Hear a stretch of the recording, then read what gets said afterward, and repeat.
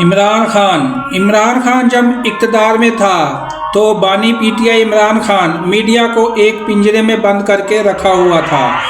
तो क्या ये इमरान खान दोबारा इक़्तिदार में नहीं आ सकता? ये जो मीडिया को पिंजरे में बंद किया था ये फिर कर सकता है। मैं ये जो सा बयान दे रहा हूँ तो ये इमरान खान के बारे में मीडिया कह रहा है कि इमरान खान ने कहा है कि मैं मीडिया के साथ हूँ।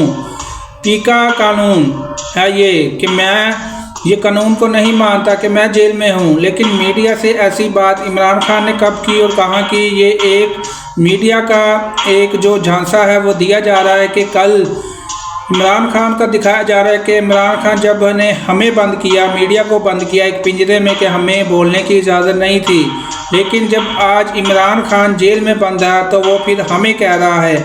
आज मीडिया के लिए इमरान खान के ये जज्बात हैं कि वो कह रहे हैं कि ये कानून काला है, कि ये कैसा कानून है। तो ऐसा इमरान खान ने कहा और कह सकते हैं? बिल्कुल नहीं।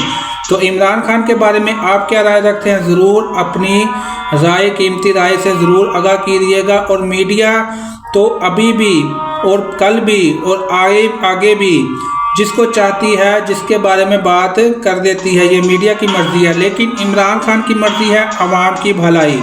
तो आवाम की भलाई करने वाला सिर्फ इमरान खान है और कोई नहीं।